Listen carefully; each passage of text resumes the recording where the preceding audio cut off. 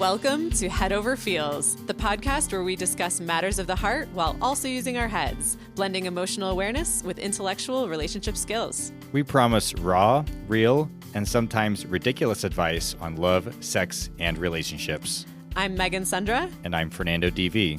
We're here to tag team you with juicy insights, tantalizing tools, and sometimes embarrassing anecdotes in order to help you have the best love life ever. Hey folks. This week, Fernando is bedridden, recovering from a complication from a medical procedure. So he can't make it to the studio, but he's going to be okay. So don't worry. And since they let me around the mics unsupervised, I decided to do something a little different with this episode. I decided to tell a story. It's part anecdotal and part instructive, hence the title, a story of the journey out of sexual shame and how you can too. So dive in with me. I think you will find something that you relate to. So I grew up in the Midwest in a conservative religious family, extended family, neighborhood, and greater suburban community. The message I got around sex, directly and indirectly, was that it was disgusting, immoral, shameful, and should be reserved only for the person you love and commit yourself to for the rest of your life. How does that make sense? It was something never to be discussed, questioned, learned about, explored, or considered in any alternate light. Consequently, I was a late bloomer. And even in my early exploration phase, I had no one to talk to about it with.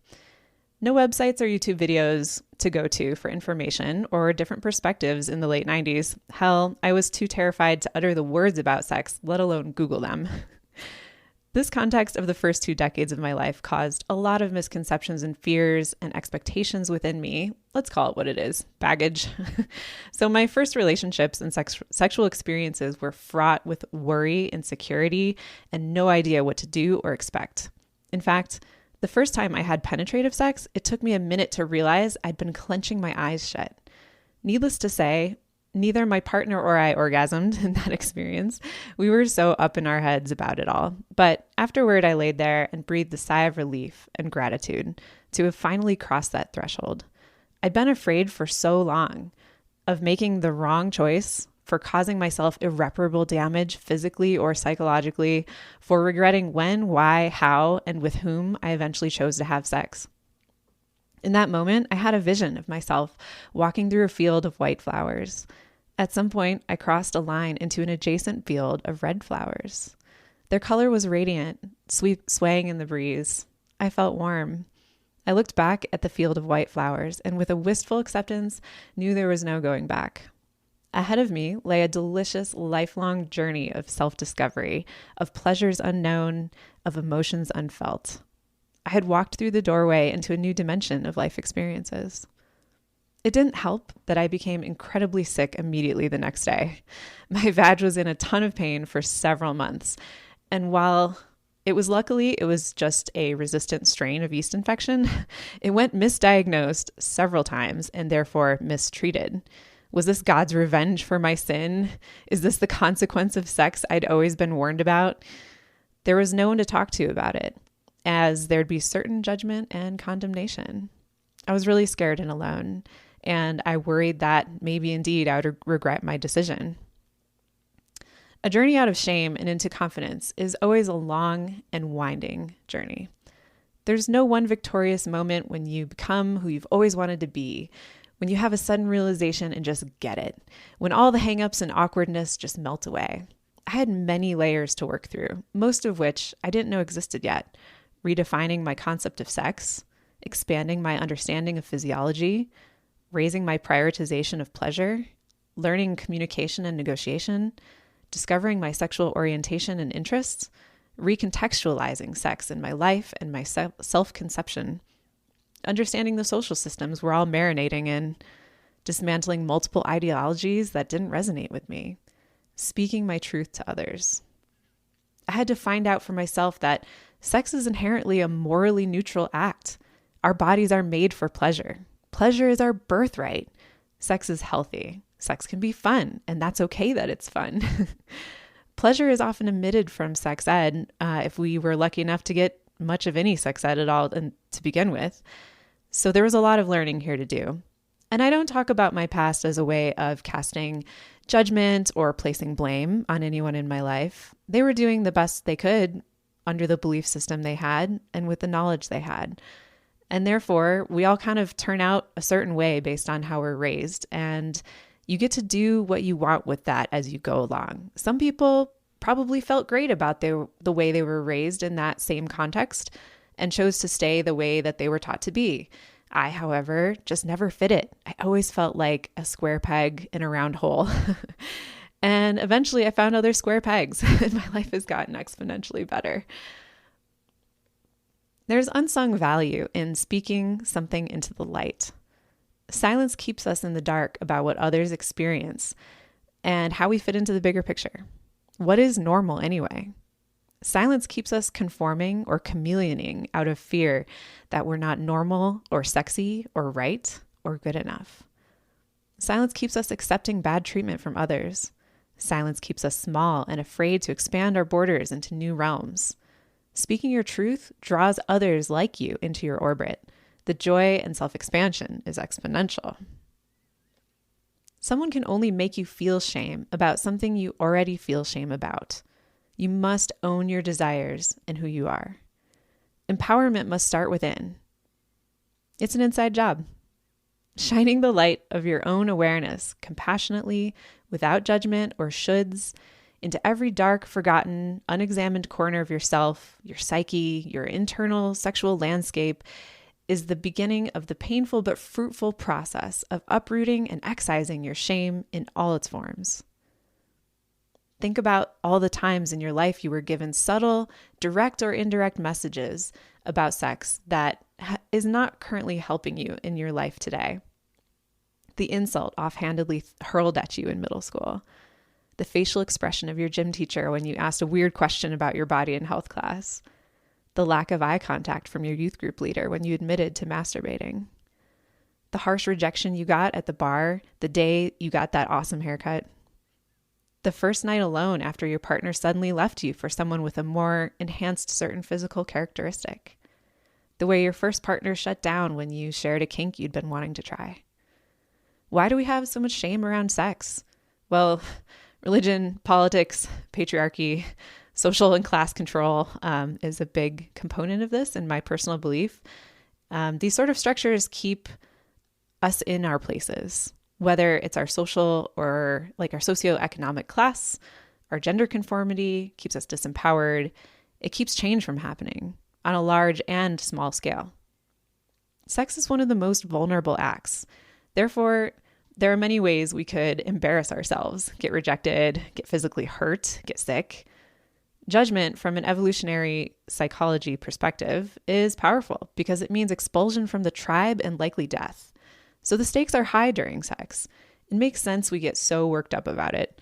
The roots of its power in our lives run deeper than even the thousands of years of repression from religion, patriarchy, and governmental systems. Regardless of whether your life has followed a similar path to mine or not, I have the feeling you'll probably see some aspect or version of yourself in my story. I want to share it with you because I've covered a lot of ground in my personal growth, and I think you might learn a few things from it. Believe it or not, I didn't just materialize out of the ether as a fully embodied, self-accepting bastion of sexual freedom talking about kinky shit on my podcast. As open and casual, and at times raunchy as I can be on this show, I'm actually a pretty private person. I've had to wrestle my own shame to even make this episode. I've struggled with and overcome shame, repression, misinformation, and fear around sexuality, and I want to empower you to believe that you can do it too. It took me several years of stumbling around in the dark without focus or destination, trying all kinds of different things, throwing spaghetti against the wall to see what sticks, without support or coherent education. So it took me a lot of time, energy, and trial and error to arrive where I'm at now. My mission is to help others do it in less time, with more direction, clarity, support, and joy. As a sex and relationship coach, I do exactly that and more, providing tools, distilled information, customized guidance, resources, and timely insight along the way. Who I am now, and of course, it's always a work in progress, is an empowered, confident woman who is in tune with her body, aware of all her desires, and unafraid to communicate about all of it. I have the relationship of my dreams. And let me tell you, it's different than the way I thought it was supposed to look. I designed it myself. Well, alongside my partner, of course. And we set it on a foundation that was wildly different than the narrative that we'd been taught. And yet it was on the foundation of our own beliefs and values and preferences. And I would love to talk about that more in a future episode. But I never thought that life and love and sex could be like this. My sex life is great. I've been able to explore a lot of really interesting things over time with finally finding partners who were accepting and adventurous and open-minded and non-judgmental. If I had just stuck with dating the way I was told to date and sticking with people who were like very different from who I was and committed to being that way, I wouldn't have been a good match with them. And even if we had been able to have a nice relationship, I wouldn't be able to truly be myself sexually or romantically, because you have to really be able to bloom where you're planted with somebody. And I would have probably continued to repress myself in the ways that I had been repressed up until that point in my life. Now, it's not like a magic thing happened to me at one point and I just gained all this great love and sex life and knowledge about sexuality. And it was a process to get here. And where I started was a really difficult place. I cannot stress this enough. I was unacquainted with my own body. I was afraid of pleasure, of interacting with another person in their body. It was very overwhelming. I had very conflicting and confusing thoughts and beliefs and feelings around sexuality, but mostly shame and repression. I internalized a lot of things that were taught to me. I just remember feeling dirty, and I'd never even had sex. Just having sexual thoughts made me feel a ton of guilt. It was really messed up. This is no way to grow as a young sexual being in the world. When I tried to talk to people in my life about masturbation to try to figure out what was even going on with me, I was told to go to church and pray for forgiveness. That kind of thing leaves scars, and these roots go really deep in those scars. And there's a lot to untangle there. The meaning of certain acts, the meaning of certain feelings or experiences has to be redefined. You have to be willing to dismantle or re-examine what's been drilled into you and what you've probably internalized and made a part of who you are. There's like a structure. I like to think of people as made of puzzle pieces. Like who you are is a collection of very complex three-dimensional puzzle pieces. And some of them were handed to you. Some of them you made yourself. And then you arrange them in a way that some people arrange some pieces for you, especially in your younger formative years. And then you took those modular pieces and added to them and created more structures in your personality yourself. So you get to look at this from a zoomed out position and really look at all the like magnificent and complex and complicated structures within it. And you can start dismantling pieces, moving them around, seeing what fits where, what you want to keep and what you don't want to keep. Because a lot of people keep all the puzzle pieces that they were handed. And they don't think that rejecting some of them or, politely refusing some of them or excising some later on in their life is even an option. So I'm here to give permission to my clients and to you guys, the listeners, anybody who wants to talk to me about this, honestly. And sometimes we just need to hear it from someone outside of ourselves. We just need to hear, hey, it's okay to be a little different, to be a little weird, or to kind of rethink things that were taught to you and consider doing something different. That's what it's all about, to be a rebel heart, as we've defined it on this show. And so my process for becoming who I am now, for having the love life that I've always wanted, or didn't know that I wanted, or didn't know that was possible, but now that I have it, I'm like, oh, this is the dream, right? I had to read a ton of books. I listened to tons of podcasts. I tried interacting with people who were different from me, trying to be a part of different social systems and circles. I tried out a lot of activities or scenes that, I didn't know if I fit into yet, but I kind of had to dabble my toes to figure it out. I had to speak my truth to people about, who and what kind of person I was attracted to. And some people were rejecting. I remember talking to a really close lifelong friend, and when I told her I was bisexual, she started yelling, TMI, TMI. And I was just like, wow, okay. I guess we're never going to talk about this kind of stuff, huh? Like it was quite a disappointment, and I felt abandoned in that moment. And I felt rejected, unaccepted, by someone who I thought was really close and accepted all of me already. So I went through a lot of those with different people over time and for different reasons. I had to change the way that I thought I was supposed to show up in bed. I mean, we enact these roles, these patterns that we think we're supposed to do, like based on, movies we've seen or, messages we've gotten elsewhere. Like you have to be sexy and like you're performing and prioritize your partner's pleasure, especially if you're in a hetero pairing and it's, the man's experience is the most important. He decides when it starts and ends and how it goes. And, myths about female pleasure and our bodies. I had to learn a lot of physiology about myself, a lot of experimentation alone and with a partner. And I didn't always pick good partners because I was not given the skills to have healthy, embodied relationships. And so I had to learn, what does that look like? How do I show up in a relationship in a way that's authentic to me and is loving to another? And how do I find the words and communication tools to speak my truth, to negotiate sexual experiences with someone? It just started from a very difficult and dark place. I was a stranger to my own body and a stranger to connection with other people. I was always like playing on a different level, thinking meta about the conversation that was happening. Like it was some kind of battle between partners to get what they wanted, or there was hidden meaning in everything. There's like games being played all the time. I didn't realize you could have healthy, happy relationships that weren't like that were just honest and loving and straightforward, and you worked through difficult things in rational ways without enacting patterns. I had to learn that there were patterns in place just by virtue of growing up in the world with other humans raising you, because all humans are flawed and are going to mess up in some way.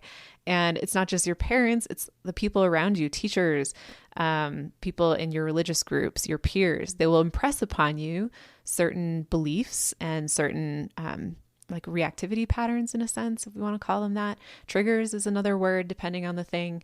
And so you have to identify what those are within yourself and excise them. And so I did this work over a long period of time without really any step-by-step structure or guidance. I had to learn how to have conversations with friends and, about really vulnerable things, saying, so I've experienced this weird thing. Have you ever had that with your partner? Or like, what do you do when such and such happens? Or is this normal? Am I weird?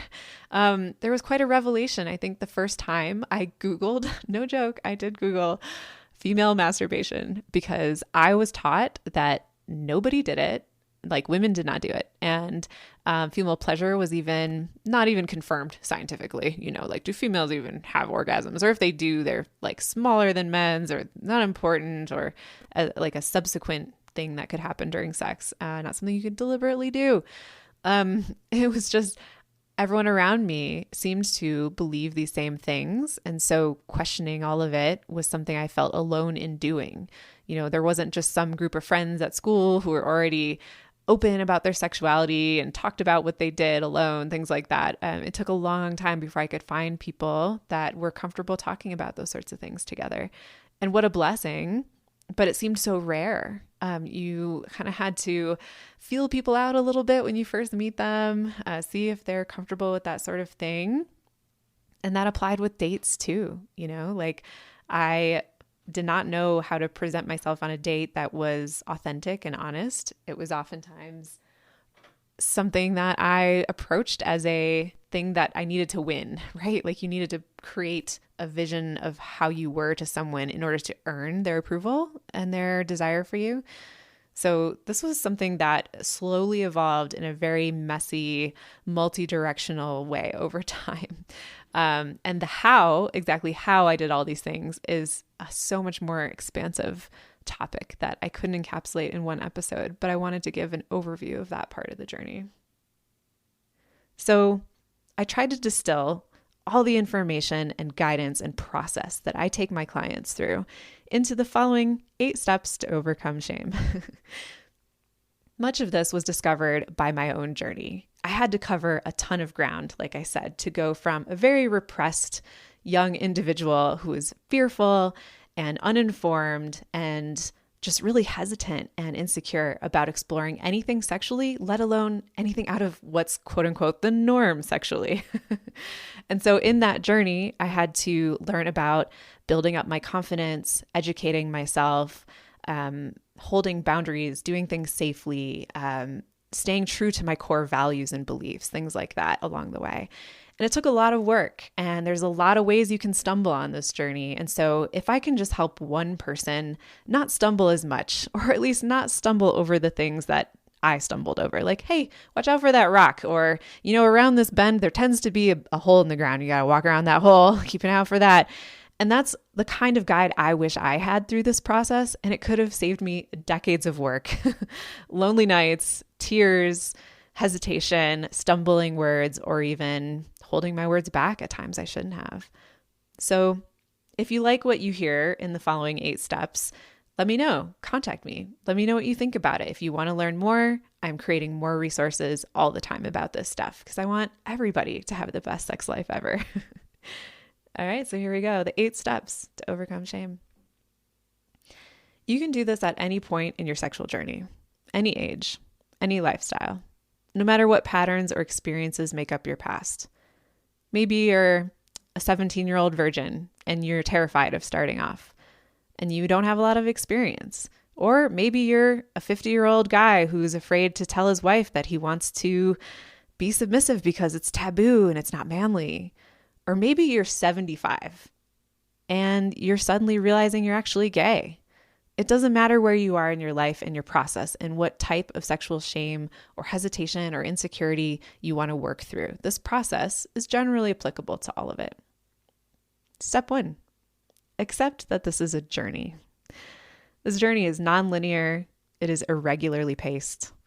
There's no clear guides ahead of you. There's poor lighting. The outcome/destination will look different for everyone. Your happiness and empowerment will be unique to you. In fact, learning that this was a journey was one of the biggest reliefs and one of the most exciting concepts that I had ever realized about sexuality. I kind of thought that you had to just figure it out quickly and then have arrived. Like, yes, I'm enlightened. I know what I'm doing. I'm this fully formed sexual being. And it's not like that. When I learned that, this is a journey, took the weight off my shoulders. You have the rest of your life to figure this out. You have the rest of your life to become yourself, to grow into your own shoes, to feel out your own skin and get comfortable. So there's no rush, which was just such a relief to me. And I hope it is to you too. Part of committing to this journey is accepting it will be difficult, confusing, overwhelming, and painful at times. Self-exploration can leave you emotionally raw, but know that it's worth it because you will gain lifelong tools, self-awareness, compassion for others, deeper ability to connect, and greater pleasure. Be patient and compassionate with yourself. Step 2, commit to be authentic to yourself above all else. Your journey will look and feel different than that of others, and that's okay. Anytime you deny part of yourself or try to force yourself to fit into a box, i.e. expectations of others, you betray yourself and you do yourself a disservice. You divert from your path of truth. Here's a journal prompt. Write a statement or a letter to yourself. Make a commitment and promise to stay true to yourself, to be honest even when it's hard, to be patient and compassionate with yourself, to not compare yourself with others, to not take rejection or judgment from others personally, to seek help or support when needed, to love yourself and not give up even when things get tough. Living authentically takes tremendous courage. Courage isn't the elimination of fear or the absence of doubt. It's doing the thing you want to do anyway and accepting that uncomfortable feelings are part of the experience. Believe that you can deal with hard things when they're thrown your way.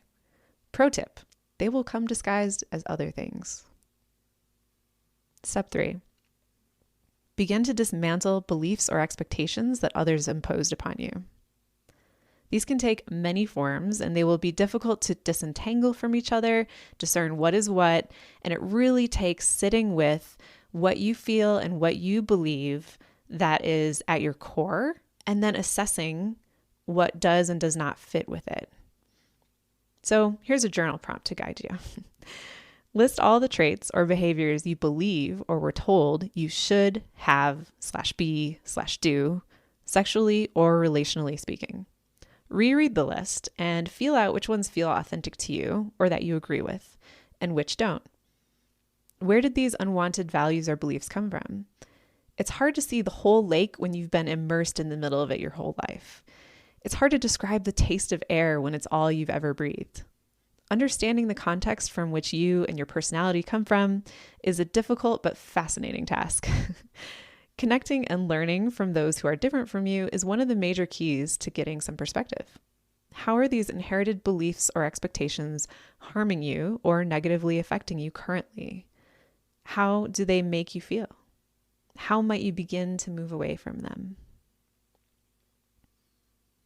Nothing on this list is sacred. Even if you think that something was very important that was handed to you, or that others acted like it was very important, if it doesn't feel important to you, you can take it out of your life. For example, if people impressed upon you that being straight was the only way to be masculine, and you don't necessarily believe that, and you're not really sure you're fully straight, you can, knock that off a pedestal, take down that false idol, because it's not serving you if you think that's not who you are. Step 4. Know that you can design a life for yourself despite the constraints or obstacles given to you to begin with. You have the power to change your life and the right to do so. You have no obligations to anyone else in your life to be a certain way or express yourself in a certain style or like/dislike certain things or hold certain beliefs. As long as you're a respectful, well-intentioned person and engage with others in a safe, sane, and consensual way, the rest is up to you to design. Think of yourself as an artist here. I'm not saying you can overcome any and all structural repression or obstacles you're saddled with just by positive thinking or the force of will, like if you're stuck in a country that persecutes queer people, for example. But rather, I help empower people to overcome the self-imposed obstacles or internalized limiting beliefs that hold them back from living and loving authentically and having the relationships and sex they desire. Here's a journal prompt. Imagine your future self and the ideal love life and sex life you're having. What's it like? How does it make you feel? How is it benefiting you in a bigger, more holistic way outside of the bedroom? Think of your sexuality as integrated with all the parts of your body and your personality as like part of a greater whole. Your sexuality is part of your personality and part of your lifestyle, but it's not everything. So how does it interact with those other aspects of you and your life? If you could meet your future self, who's living that life that you would like to live, what's it like to interact with them? Could you ask them questions? How do they react to you? How do you suppose that they react to others who are different from them, or others who disagree and push back against them, like reject them or judge them? Can you see yourself being so brave? Step 5, examine all your dark corners. Make friends with your demons. Identify your fears, doubts, and insecurities and work on them. No one can make you feel bad about an aspect of yourself you've already accepted and made peace with. Leave them no ammunition. Make a list of your desires, whether you've tried them yet or not, whether you're even sure you'll like them or not. Don't hold back. Write everything down. Take special note of the ones that make you feel scared, embarrassed, silly, or vulnerable. Journal prompt. Track your progress here. Have an ongoing dialogue with yourself and keep an eye on that list of desires. Go to some therapy to dig into the more difficult blocks you may have, especially when they relate to trauma or emotional abuse. But don't discount therapy as just for the deeply wounded. All people can benefit from talking through different feelings, difficult feelings with a professional, whether therapist or coach, which can help with self-esteem issues, communication, mindset, self-identity, etc. This is where the deep work is done, folks. This is a process.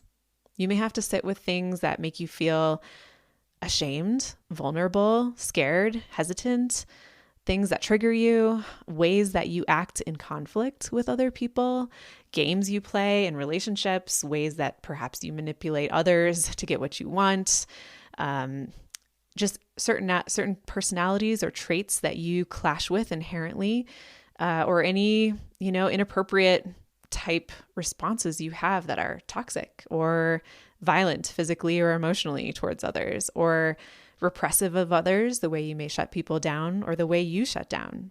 Perhaps codependency, trauma bonds. I mean, there's a lot here, and there's a ton of resources out there to help you through this, as well as coaching. This is a process. Just because it's quick to describe doesn't mean it's quick to do.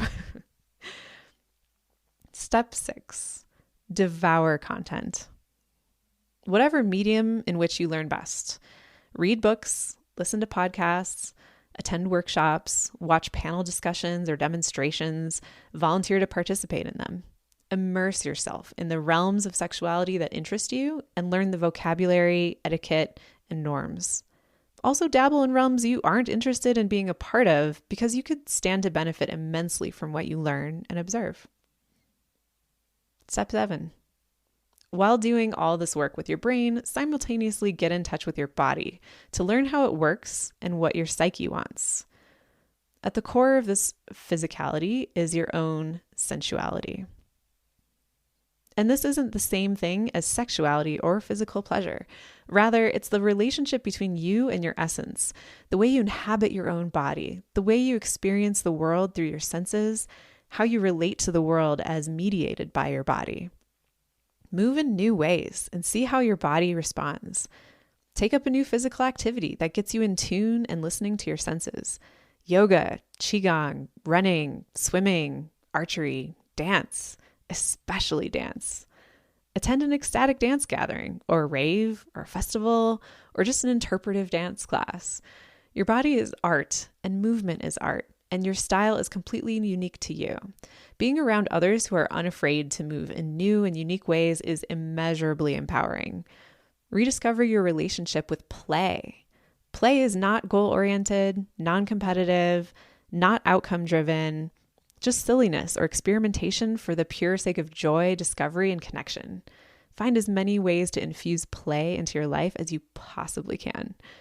It will make your sex life blossom as a result. Finally, masturbate. Even if you've already been doing it for decades, it's time to do it differently physically and approach it differently mentally. If you intend to rethink your identity, your relationship to sex, and so much else, you'd best rethink your pleasure too. When you think there's only one or two ways to get off, or a way that it quote unquote should be done, you've fallen into a rut that's limiting your possibilities, solo or partnered. I have many exercises that you can try that will diversify your perception of pleasure and how you experience it within your body. No matter how well you think you know your body, it's ever changing throughout your life, and therefore there are new things to learn and discover. Step 7, find your people. Perhaps you found some of them along the way while you were devouring content. But if you're an introvert like me and do most of your learning alone in a cave, it's best to be proactive in meeting like-minded folks. Go to book clubs or start one. Attend kink discussion or demonstration events. Find out where those with your similar interests or identities hang out. Nurture friendships you already have that nourish and inspire you and make you feel safe and seen. See what happens if you introduce some new topics. Go deeper and become more vulnerable together. You don't have to go way out there or get super weird to expand your horizons. Sometimes all it takes is being brave enough to talk very vulnerably and openly about something you're experiencing in your sex life or your sensuality with someone who really cares about you and is open to listening. You may be surprised about what kinds of conversations can stem from that, and you may feel seen and heard and connected in a whole new way. It doesn't mean you have to be a regular at your local dungeon or anything like that.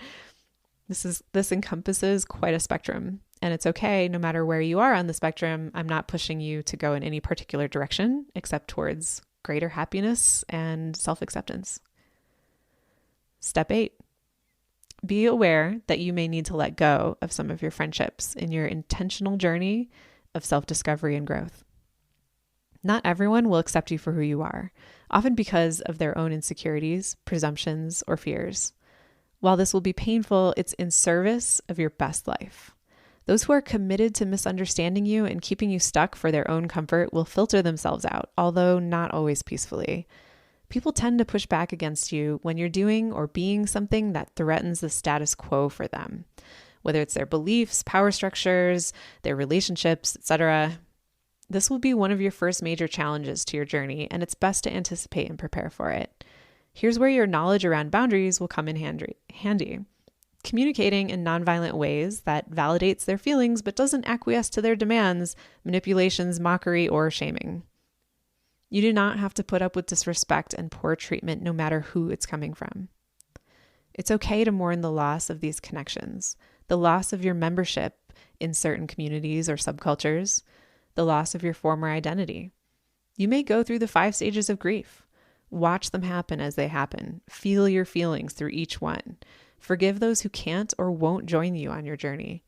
Maybe they'll do some of their own internal growing and rejoin you somewhere in the future. Step 9, experiment and put your knowledge and skills to work. A muscle only gets stronger if you exercise it. This step will last the rest of your life. And that's awesome. Who you are will always be changing. What you like will change. What you resonate with change. What you believe and value will change. Being present to that and flowing with it is a skill, one you too can sharpen. You are the only guaranteed constant in your life, and the story you weave is the only one you'll live. Your experimentation and use of your accumulated skills will be 2 steps forward, 1 step back.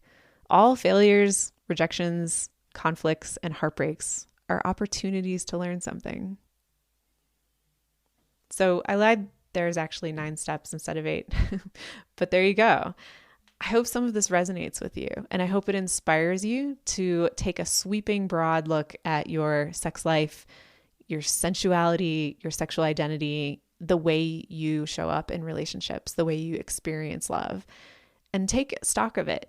Do an assessment and see what is lacking, what might be holding you back, what kind of patterns you're experiencing repeatedly, what kind of conflicts that you find yourself running into repeatedly, whether it's an internal conflict with yourself or a conflict with your partner. How do you see yourself as a sexual being in the world? This tends to come up a lot, particularly when people are single, and it's brought under the magnifying glass in the process of dating. So you might be in tune with that very much right now if you are single. But this is a drawn out process. I condensed it to 9 steps as best I could. But this is usually something I walk people through in the course of months, because the journey of self-growth, regardless of where you're at with it, a lot of people think like, I've made it. I know who I am. I'm enlightened. My life is fine. And hey, if you have no qualms and no struggles and you are truly, deeply, authentically happy with everything, that's great. You don't need me. But I think all of us could find 1 or 2 or more things that we're not too great at. Maybe it's the way that we show up in conflict and fights don't go too good, or we want more pleasure or excitement or variety, or we want to stoke our passion in our relationships, but we don't know how, or there are things blocking us from doing so. It's like we're pushing the gas while also pushing the brakes. So sometimes I help people find what those brakes are and what the gas looks like for them, because more passion or more excitement looks different for everybody. And so there's not like this one specific vision that you have to arrive at in order to have quote unquote succeeded. So the journey of personal growth can be very sexual in the process that I just laid out, obviously is focused on your sexuality. But in tandem with it needs to be your relationship with your body, as I talked about a little bit, and also your spirituality. And I don't necessarily mean religion here. I'm a spiritual person, but not religious. And so that's kind of the angle I come at it.